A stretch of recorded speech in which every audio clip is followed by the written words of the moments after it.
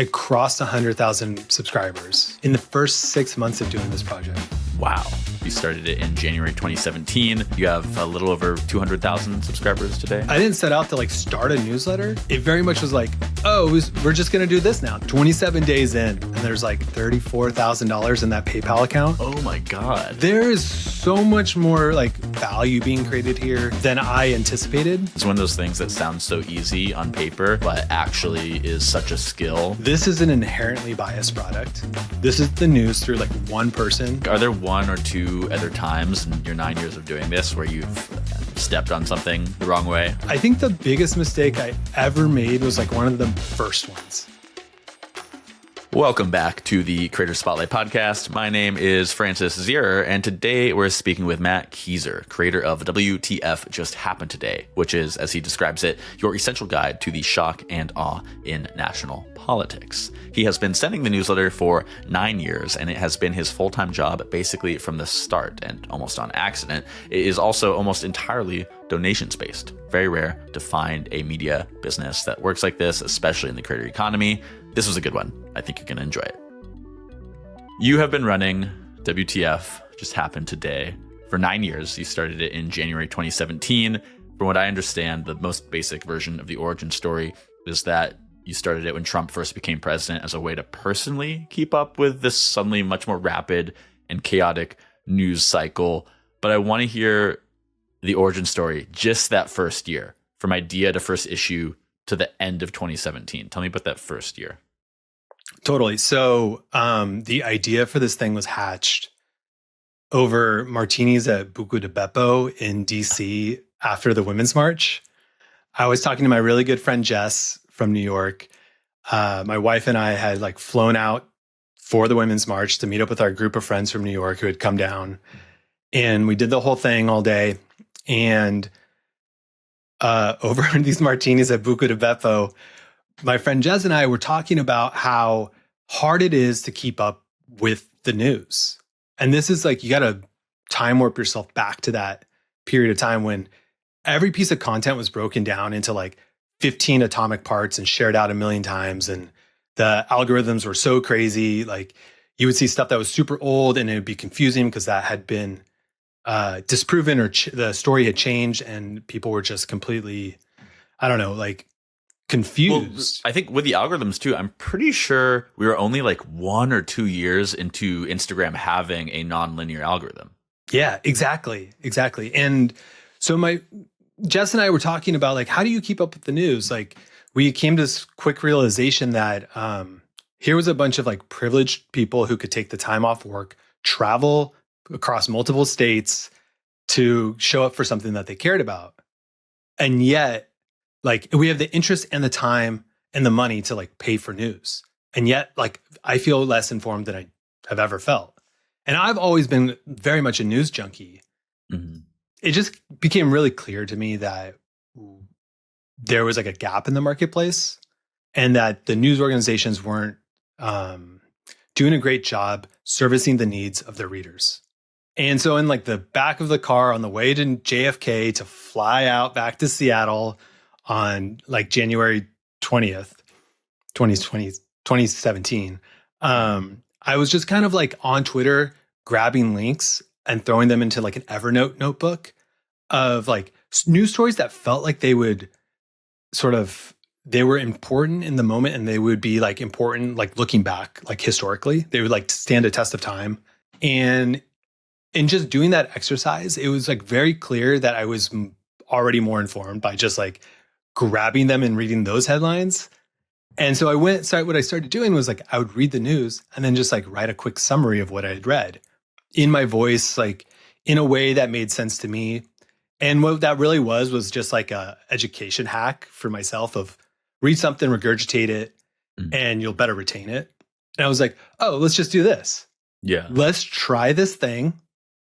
We'll do it in public. We'll make it a 100-day challenge to read and summarize the news every day and kind of see where it goes. And it, truthfully, it wasn't about making it a business. It was a project to do in public. And one of the things that I miss about the internet was there was this whole era where the internet was fun. It was about possibilities. It was about like people doing cool things, trying things, experimenting.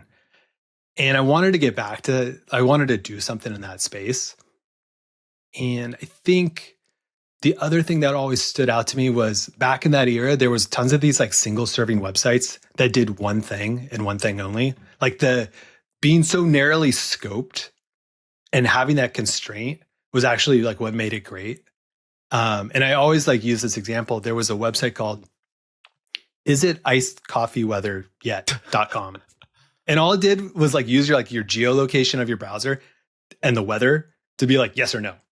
Yeah. And being in New York, like, there's like this whole Is like the L train running as well thing. Yeah. Yeah.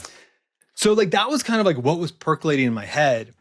And like I like sort of, spin up this blog and make my first effort at like putting together a blog post, not really knowing what I'm doing, but kind of like just leaning on experience and sort of like trying to make the thing that I want to make, like I needed. And then I'm like, oh, I need a domain name. And I'm just like clacking into namecheap.com, like trying to find domain names that were like silly, like isiticedcoffeeweather.com. And I just sort of arrived at like, what the fuck just happened today? And it was like available. I try to do like the WTF just happened or whatever, like a million like iterations of that. But I was like, oh, this is available. This is ridiculous. Let's just do that. I think I like tweeted out starting, I'm gonna track the news or something. And here's the link. And I posted on like Facebook maybe. And what happens next is like things that like I don't control. Yeah. Basically the site just goes like viral immediately inside of these private Facebook groups. So I have all of this web traffic coming to my little Jekyll blog hosted on a GitHub Pages thing where I don't know what I'm doing. I have a full-time job already, like still. Yeah. And I'm trying to like figure out what is going on? Where is this traffic coming from? There's no attribution on it. It's just like in Google Analytics, it's just like not set, like whatever, organic not set or something like that. Dark social. Yeah, it was dark social. And I'm like, well, this must be coming from Facebook. Because like otherwise I would see stuff like on Twitter. And what I immediately realized was because I put the name, like the publishing schedule in the name, now I needed to do the thing. And which was like cool. It was like fun. I'm like, all right, now I have like I'm on the hook. Accidental nominal determinism. And I don't know what compelled me to like stick that newsletter subscription box on the site, but that's the only reason I'm here today. We've all seen those viral sites. They come and go and they disappeared. And I think what was in the back of my mind was like, oh, this is another one of those moments for me happening to me. And let's try and capture some of that audience and see if we can sort of like build a flywheel here that can sustain. Because even for 100 days, like, I don't think like you were going to sustain that energy just by like publishing a blog post and like sharing it on Twitter or Facebook or whatever at the time. So I didn't set out to like start a newsletter. It very much was like, oh, we're just going to do this now. Now I'm going to send a newsletter. I was using Tiny Letter and pretty much like 3 days later, like blew past like their like soft limit, which is like an amazing problem to have. But I also, this starts like costing not only time to do it, but like real money. Yeah. And I'm like over on MailChimp being like, oh my God, like I'm gonna spend several $1,000s just like doing this project for fun, like funsies, And I had actually like, I wrote this down because it was a good exercise to go back and pull up sort of like the TikTok of the timeline here. Yeah, please. So 27 days in on February 15th, 2017, I like send my newsletter. I put a little editor's note being like, hey guys, I'm determined to do this for 100 days, but like this is going to start costing me some like real money. I'm hoping to raise about $4,000 to cover the costs. And it was like, here's a Patreon link. Here's a PayPal link. Go to bed, wake up, and there's like $34,000 in that PayPal account. Oh my God. 4 days later, I had about $2,500 in like monthly recurring revenue in Patreon, like from that process. And a couple of days later, that was over $3,000 in monthly recurring revenue. And then on day 90, I quit my job of starting this project to go full time and do like a huge membership push around that. The calculus was basically like, if I did this full time and bet on myself, could I make this like an actual business that, would pay me like a competitive salary? Mm. And that's like, that was 9 years ago. And here we are, like still doing this thing very much in the same way. It's like, once a day update, one newsletter a day.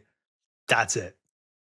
And it's completely supported by the readers using this ridiculous free pay whatever you want membership model where you don't get anything other than like feeling good about supporting something you want to see in the world. So that's kind of like, that's like the first like 100 days. Yeah.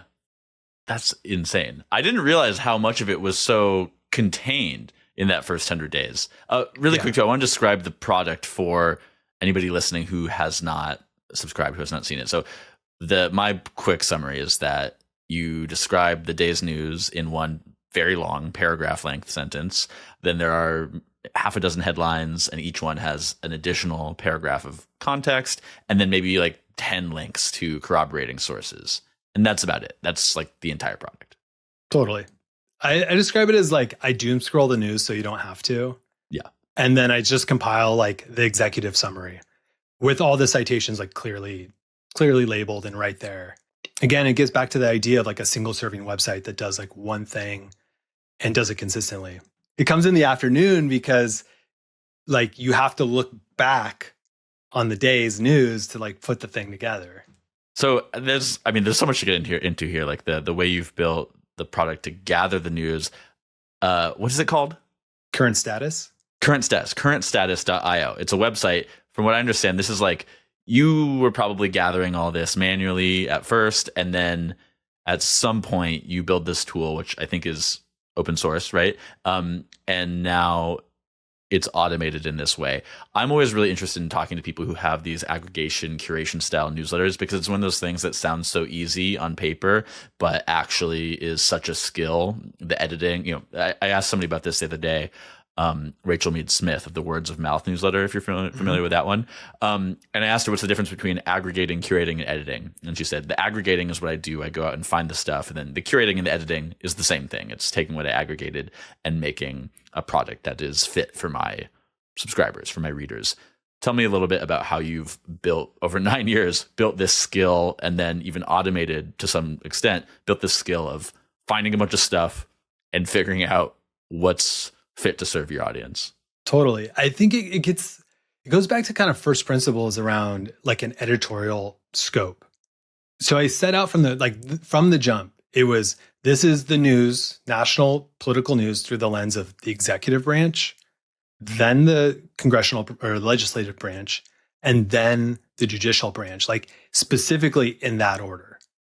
So the focus is always like through the president and what the president's doing and whatever like the president like collides with, right? So by keeping that focus, it allowed me to just like sort of narrow in and triage like the sort of content gathering focus, like what I was after. And so when I built this like tool called Current Status, it's woefully out of date. It's like half the like sort of sourcing that I like built into it like doesn't even work anymore. And this is going to be like a month-long like Claude Code project to sort of like revive it. And so like kind of what I did is I kind of built this system to ingest all this content, score it, and give me like a rough sort of like slice of like what the political web was talking about. That's not the only process that goes into this. Like, I use that as like the sort of front line of defense, or like, when I, like after this call, I'll like pop it open, just kind of see what's happening, like what's updated. My normal process is twice a day, I do this thing. Sit down with a fresh Chrome browser. Control T, new tab, New York Times, Control T, Washington Post, Politico, NPR. Let me do this in order though. It's New York Times, Washington Post, Politico, NPR, Associated Press, Reuters, The Guardian, Wall Street Journal, Bloomberg, CNBC, CNN, NBC, CBS, ABC. that's like, and I just open up all those homepages and I just like go scan the homepage, popping open new links for that. Like everything I see on there that feels like it fits the editorial mission for the day. Usually I'll drill down into like either the US or like political sections for all these sites. And I'll do this process. I'll just go right to left, just popping open hundreds of tabs. And just that like 2-hour window of just being heads down, like sourcing content. Only 2 hours. I mean, yeah, it's like, I'm not reading anything at this point. I'm just like straight up, just like news gathering. And what it is really just sort of this like crazy inefficient process of pattern matching. I'm seeing this story, and this story written and on the homepages of like all the major US sites. Those stories must be important. And then there's a huge amount of editing of like what's above the line, below the line. Is there like sort of like a meta narrative to tell? Of the day. Of the day. You know, sometimes there's like a court ruling that informs like this thing that happened that seemed unrelated, but it was very clear that like there's a sort of TikTok of the timeline here. I try and say that like this is an inherently biased product. This is the news through like one person making decisions about like the relative importance of information. I try and do it in like an honest, trustworthy, transparent way. I try to own my mistakes. I try to engage with the readers. Like I try to like toe that line of being responsive and try and meet their needs while also not being captured by the audience. And that's just like that's a difficult balance to strike. But that tension, I think, is where people feel heard and they feel like they're part of this product. And that's what makes this a little bit different from being just a straight utility product that is easily disrupted by AI today. Yeah. I mean, it's just summarizing the news, right? To looking more at this, like, this is a relationship product. And the relationship with the reader is where the value lies. It's less in the utility. It's more in someone has found me to be a trusted source of information through all these activities that I do, like citing my sources, making public corrections. I like to say that, I mean, I don't like, this is a classic saying, right? That every business is a relationships business. I've taken to saying that every business is a hospitality business recently, which is kind of what you're describing. And I also love what you said about, trying to be as transparent as possible. Just this morning in Creator Spotlight, we published, I didn't write it, Natalia, our assistant editor, wrote it, this piece that, what did we title it? I think it's Objectivity is Dead. Transparency is what comes next. Something like this, where this idea that, now that there are so many sources to find any bit of information and in algorithmic feeds, ideological, strong opinions travel easier, right? It's a distribution mechanism to have strong opinions. But basically that, objectivity is not impossible to achieve in this environment. So transparency is what has replaced it, right? And so it sounds like you would agree with that. Yeah, I think so. I mean, it's not the only, being transparent is like not the only thing, like activity you have to do to like find success and build trust, but it's a certain component to it for sure. Yeah, it's crucial. Okay, back to the audience capture, lack thereof. As far as I know, you have a little over 200,000 subscribers today, right? Yeah, ebbs and flows. It's around there. Yeah. I was churn with every issue. And how much of that came in that rush of the first year, and then how much have come in the 9 years since? I think in the first 6 months of doing this project, I crossed 100,000 subscribers, which would be like half my audience, right? And this is in an era before like Substack really existed. Yeah. They had just got off. Newsletters weren't normal yet. Yeah, it wasn't normal to like subscribe to like a media newsletter. And so I crossed about 100,000 people, like I want to say in the first 6 months. And then it was just this slow incremental like march up. But with that came a lot of attrition just because it's like a rather high churn product. It's impossible to send a newsletter that gets 0 unsubscribes. It's just part of the game. Yeah, exactly. And then I think the growth slowed way down because a couple of factors. One, people were getting like very fatigued by the news generally in 2017. Don't tell me what happened today. Yeah, exactly. It was like a hate watch kind of thing. And then the social companies started like changing their algorithms. And I've never like really had like a super strong like SEO game, in part because like the product doesn't lend itself well to like being like, here's a page about a specific story. It's because it's a compilation of things. But it does rank really well for people like rage typing into Google, like, what did Trump do today? What just happened? Yeah. So I get all this like weird side traffic, and some of it converts, some of it doesn't. Hey, if you're enjoying this conversation, consider subscribing to the podcast. We release a new episode every Tuesday. All right, back to the show. It's also a fun way to think about sort of history. I get these emails where people are like, hey, I didn't get your email today. And I'm like, oh, that's funny because you're on the list and I sent it to you and it says you opened it. And they're like, well, I didn't get it. Can you resend it to me? And I'm like, sure. But like, why? Like, what? It's on the blog. Like, what up? And they're like, I print them out and I keep them for my grandson. Okay, like grandson. Wait. This brings up something that we have to talk about. When I first met you at the ONA conference back in September, you're on this panel, and I remember you saying something to the degree of like you didn't think you would end up having the audience that you do have, which is mostly women in their 50s and 60s. I think you said, you just said grandchild, which is what made me think of this. You thought it would be more of a, millennial crowd trying to keep up with the news. And then I think partially because of this private Facebook group, Women's March launch, obviously your audience tends to be liberal, and specifically liberal women who were born in probably the 70s, 60s. Yeah. I didn't know that for a long time.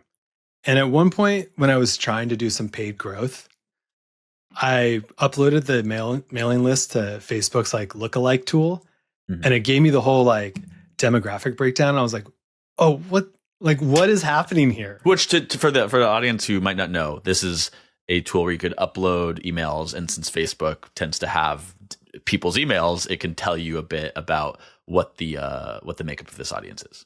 Yeah, it was like, your high level demographics, maybe some psychographic stuff. And then the whole point was that you could then like target lookalike audiences for paid acquisition. I never made it that far because the F-bomb in the URL was a non-starter for Facebook. So, I mean, like blessing and a curse there, because who knows how much money I would have wasted trying to like acquire low value leads. But it was an interesting insight. And it also, I think, explains like some of the reasons why I don't see social media growth. Like I don't see people like sharing stuff around on social media, and especially not anymore. But I still have this like growth engine, which is primarily people forwarding the email to their friends and family. Boomer behavior. In like a very old school method. You every once in a while you see someone with like a dozen opens, and you're like what happened there? And it's because they forwarded it to like their Indivisible group or something, and like everyone opened that. And there's this really like touching handwritten letter that I received like kind of in that early period where, like I didn't really know like who I was like communicating with. I get a lot of emails and, you see names like Phyllis and you're like, oh, you must be of that over 65 cohort. And I was just kind of struggling with like how do I reach a younger audience or whatever? And I received this like physical letter, handwritten, and it was a woman thanking me for the newsletter because it was the thing that she could bond with her grandmother over while her grandmother was in hospice care. And every day the newsletter would come, they would print it out. She would wheel her grandmother out to like the garden and they would read the news, like my newsletter. And after her grandmother passed, she writes me this letter being like, thank you so much. Like this was a really pivotal like moment in my relationship with my grandmother who's no longer here. And I'm like, this is incredible. This is like what it's about, is like people connecting over the news in a way that's like personal. There's a relationship there. It's about establishing better habits with the news. And what better way to like have good like media habits than to like share that with like your grandmother? Like it's such a cool experience. That's such an amazing like artifact of your audience's appreciation. I want to talk about the product market fit. You were mentioning this at the beginning, and specifically the fact that you are able to monetize in the way that you monetize, which is through the tip jar function, and then subscriptions or memberships, which again, as you said earlier, they're not getting anything extra. They're just supporting anything. And so you said kind of right product, right place, right time, right framing, which is, this is a Trump bump kind of product, right? Which is when people talk about Trump's first presidency, and Washington Post got a lot of subscribers, didn't necessarily keep them. That's neither here nor there. But it's this demographic, it's the right product for the right demographic, which is, to be reductive, maybe people who would, when their local radio station is doing a membership drive, supporters drive, they would probably donate to that too, right? That's kind of the way you monetize as well. Is this, I don't know, it seems like you could have planned it in this cynical way. Like the character I'm getting of you, like my image of you increasingly as we speak, is you kind of are this, 80s, 90s internet guy, and you're not that old. I'm not dating you here, but the kind of like early promise of the internet as counterculture and building these things, and this sort of like, I think the phrase "you can just do things" often is co-opted in this sort of this right-wing way, but it also has this spirit of early internet entrepreneurship trying to make the world a better place. I think you have like punk roots too. You started a record label when you were in college, radio DJ. So my image of you is that you are this sort of like maybe born 20 years too late or something, like, I don't know the exact timing here. I don't know how old you are, but born 20 years too late internet entrepreneur guy who just happened to make the right product at the right time. And that's sort of the overarching story I'm getting here. Yeah, I mean, you're right. I grew up probably 20 years too late. My favorite bands are like the DIY DC hardcore punk bands who didn't like the world that was like around them. So they just created their own world. They created their own thing, right? And, there's Jello Biafra from the Dead Kennedys once said, "Don't hate the media, become the media." And he was kind of talking about sort of like a different thing than this, but that has always resonated with me and stuck with me from like the jump. Mm-hmm. And that's part of like what's so cool about the internet is like, you don't need permission. You can just do it. But if you do it in a responsible, ethical, moral, like value-based way, I think you have a better chance of like finding like lasting success and finding like sort of your crowd or group that like builds that community. And so when I like went to like go full time and really figure out how to make this like not just a bunch of tip jar contributions, but like make it a more resilient business, like I looked at, should we do like an actual subscription, like paywall type of thing? And immediately discarded that because like, I'm not the original journalist producing this original like reporting. It felt really like shitty to try and like cannibalize that with like a curated aggregated product. So I threw that out. It was like, okay, sponsorship ads, like no way, like non-starter, like nothing like really against that stuff, but like that just didn't like fit my like ethos and values. And like, I think I've always maintained that I will keep doing this for as long as people will keep supporting me. And to me, what that says is I am producing enough value worth paying for that I should keep going. And that the moment that like that equation doesn't work out and the equilibrium goes away, that tells me that like this product no longer serves like a valuable part in enough people's lives to continue doing. And like, we're just going to stop when that happens.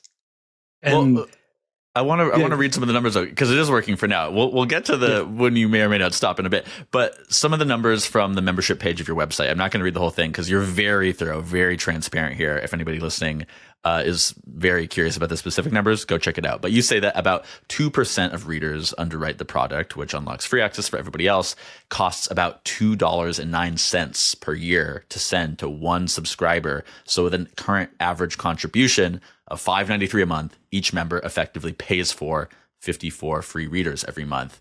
And then if you back out the math, it's about $227,000 a year to run this. You break down how this contributes to your living wage, self-employment tax, operating costs. You're very transparent about this, and you are like literally down to the cent. Talk to me about why you have chosen to be so extremely transparent, and also whether this ever backfires on you. Sure. Yeah. So going back to like that, just like making the jump to go full time, I really felt like it was necessary to just be as honest and transparent and try and build that trust from day one.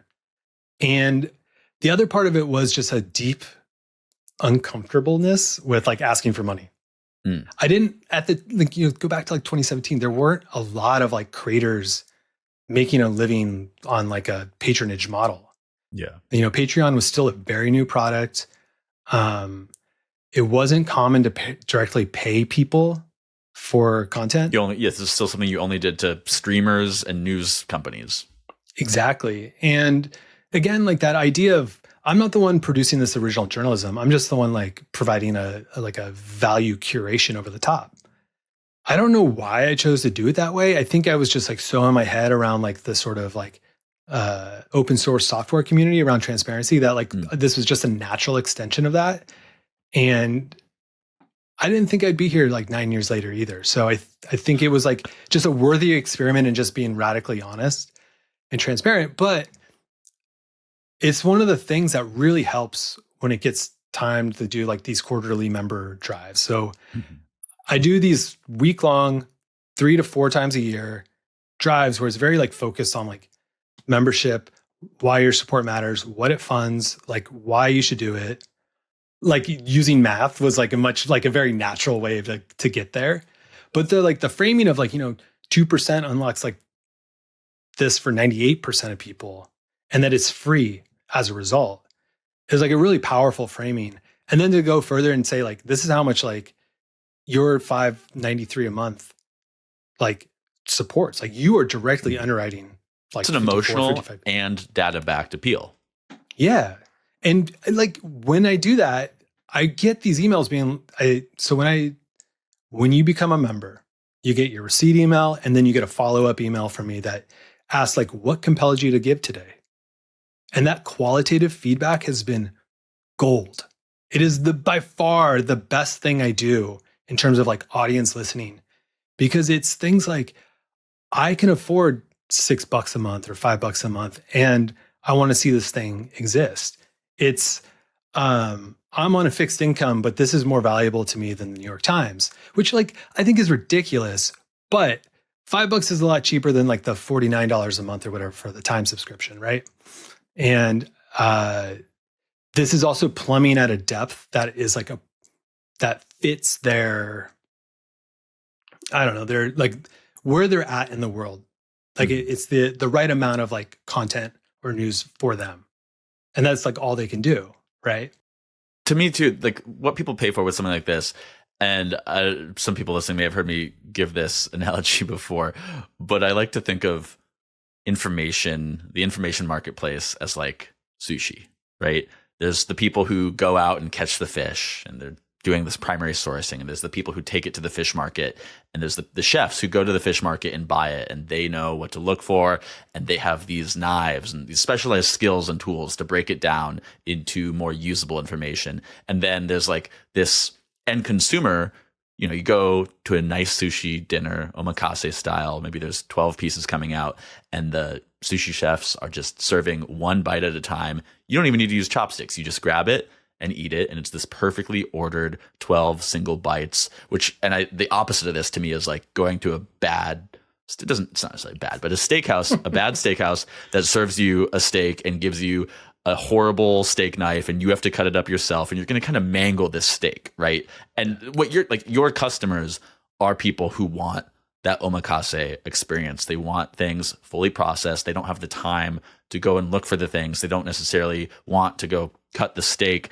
Now my metaphor starts to fall apart a little bit, but you understand what I'm saying, right? Like that people pay because you are doing this great service of creating these little bites for them every day.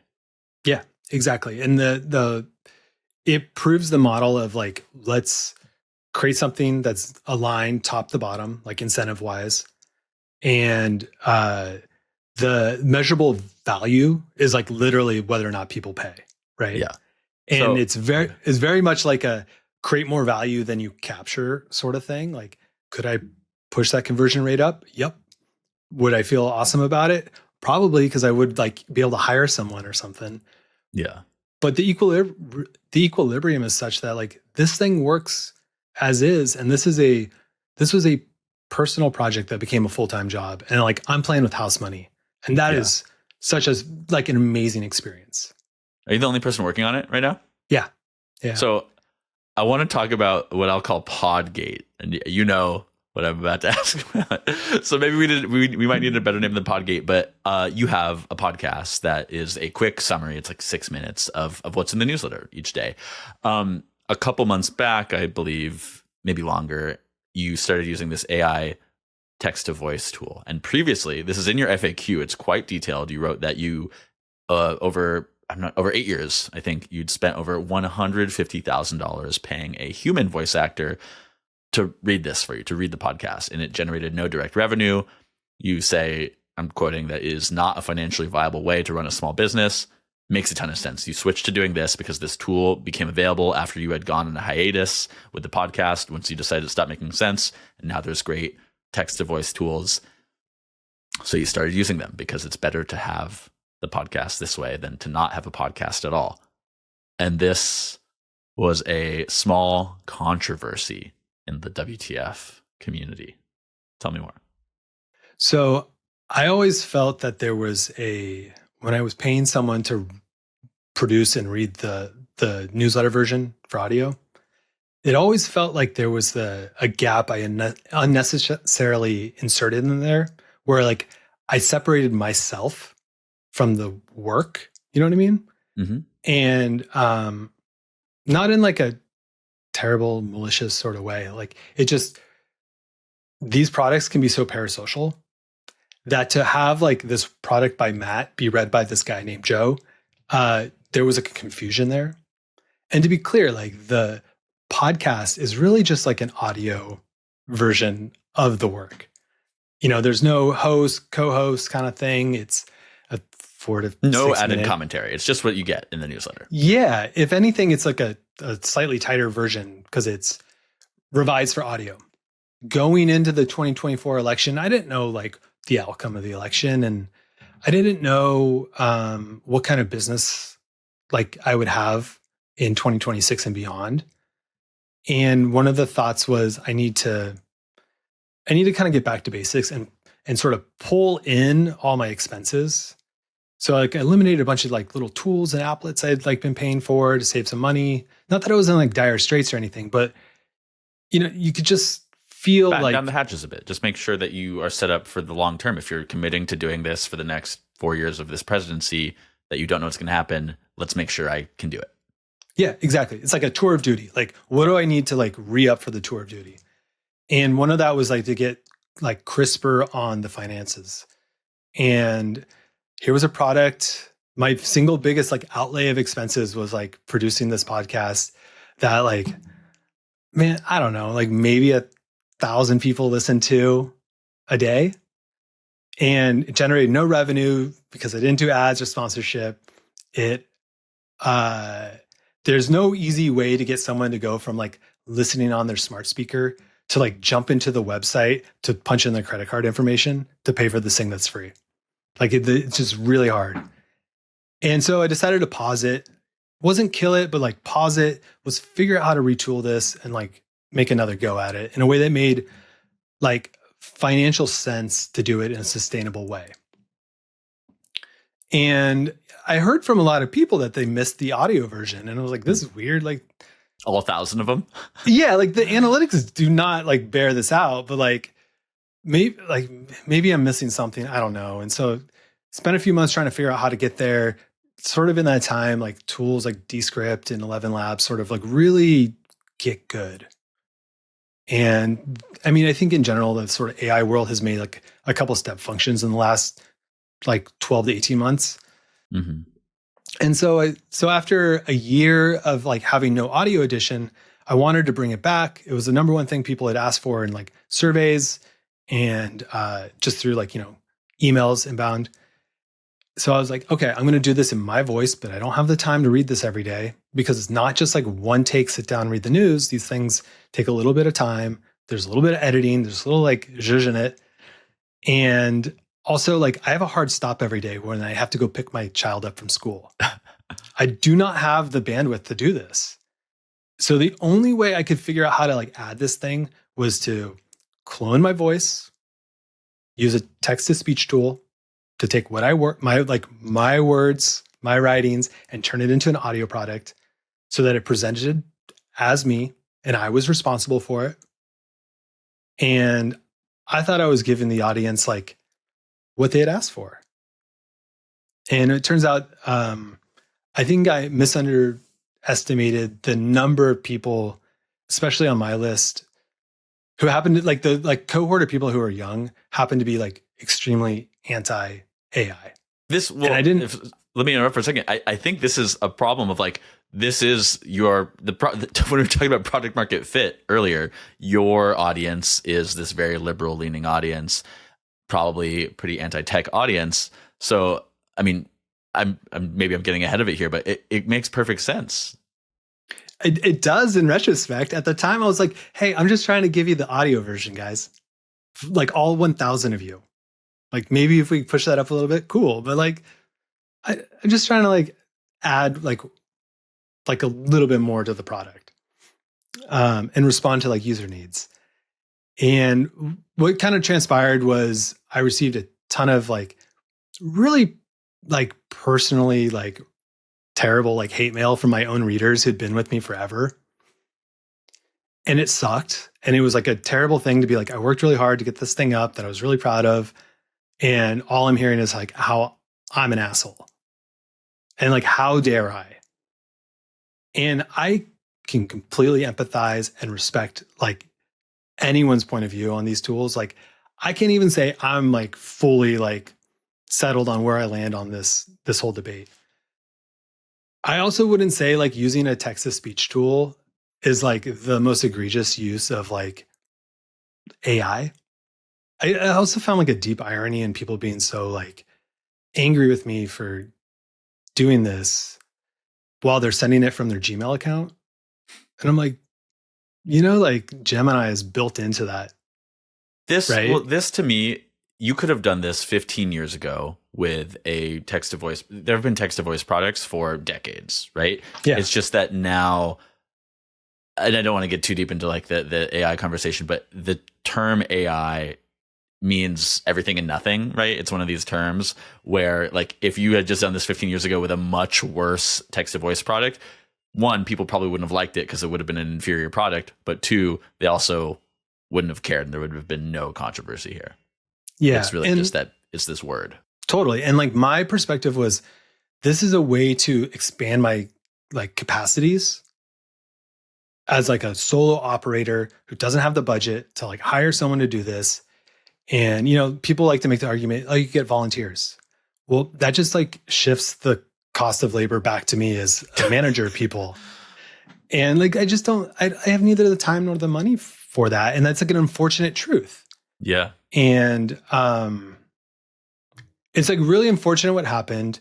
I learned a really good lesson in basically what happened was I replied to one email who told me, F you for using AI. And I said, grow up. And then I got kind of like dragged on Blue Sky. And it wasn't like I shouldn't have replied. I get that. I was also really frustrated after like hundreds of these things rolled in. Yeah. And then there was like a dog pile where like this was clearly being forwarded to other people who then like dogpiled on me. And it was just like, this sucks. I didn't get into this to like get dragged like this when I was trying to do something like work so hard. Yeah. And like, I've read enough psychology to know that like, this is the sort of like experience that can harden one's view on something. Like you could either like back away from it and not do it, or you could double down and like fully like embrace AI and AI tools and everything is be like, F you, like I'm doing it.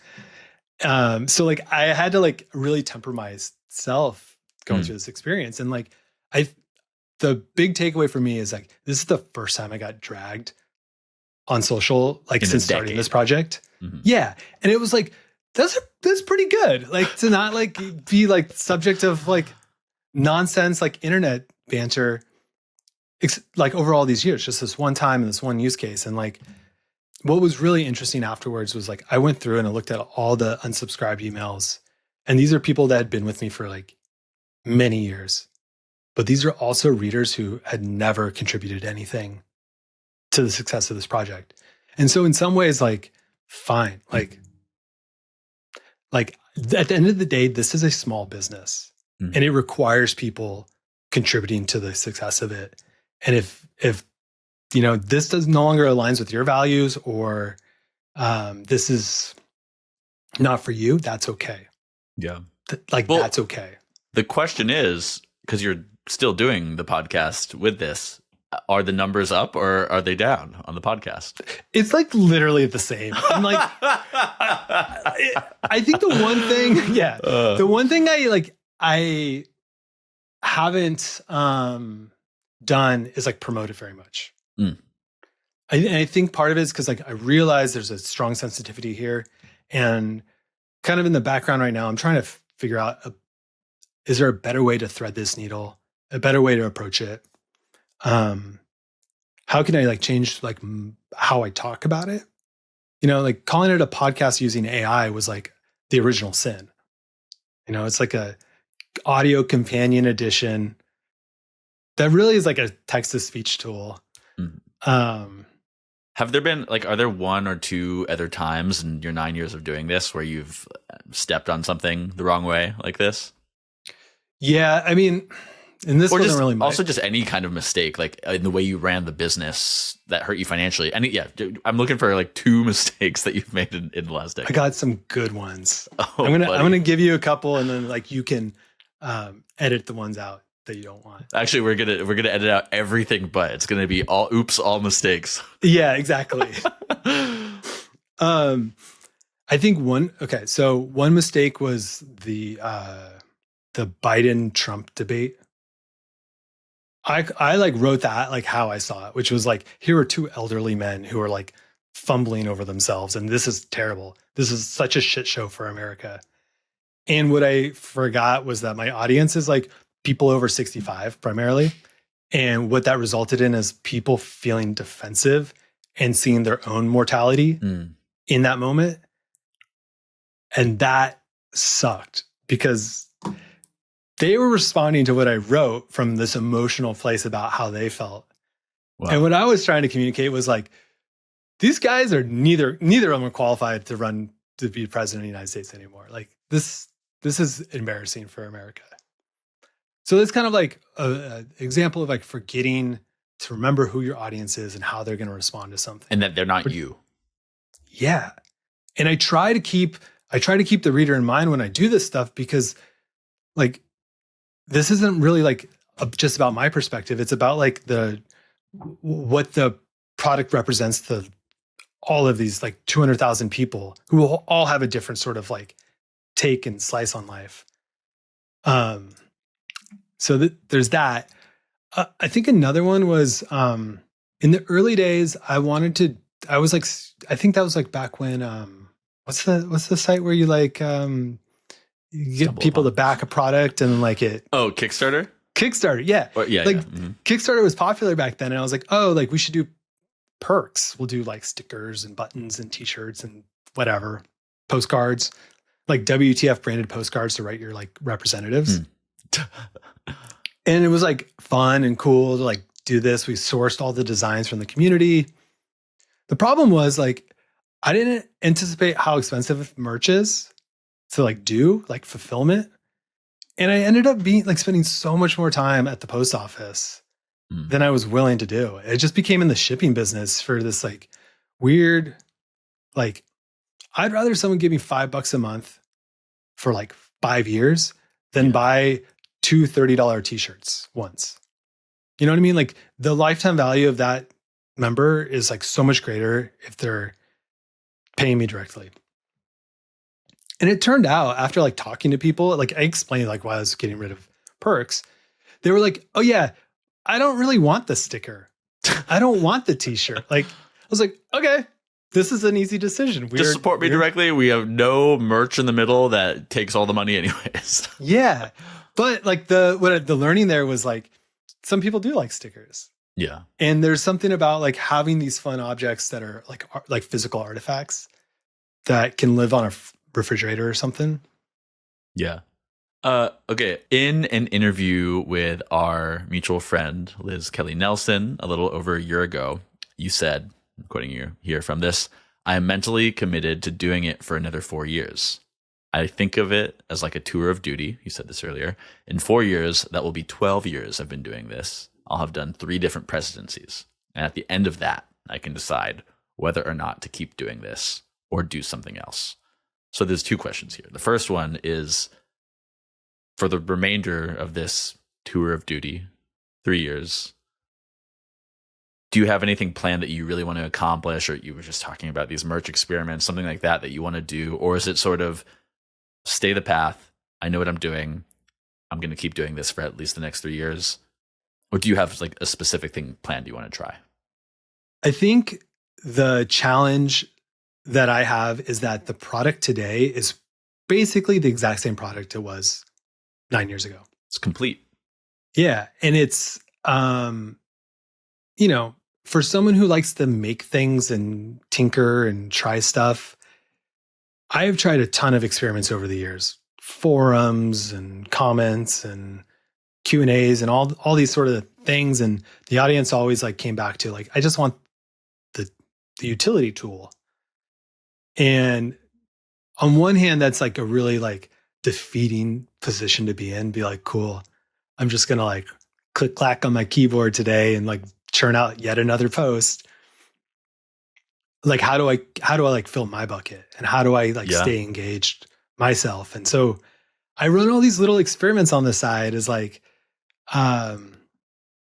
tinkering, you know, like I've never wanted to like put myself in the product as like the main character, even though I am.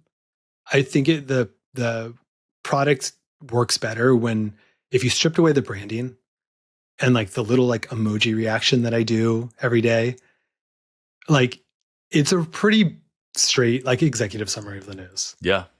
That's like sourced and cited. But there's these little moments for like personal expression where people realize there's a real human at the other end of this thing. Like a typo is like actually a positive. Yeah. It's like, it sucks to have a typo and send out like this thing to a bunch of people, but it's awesome to get like hundreds of emails being like, you have a typo. Oh, here's a mistake I made. Because it's a reminder you exist. Exactly.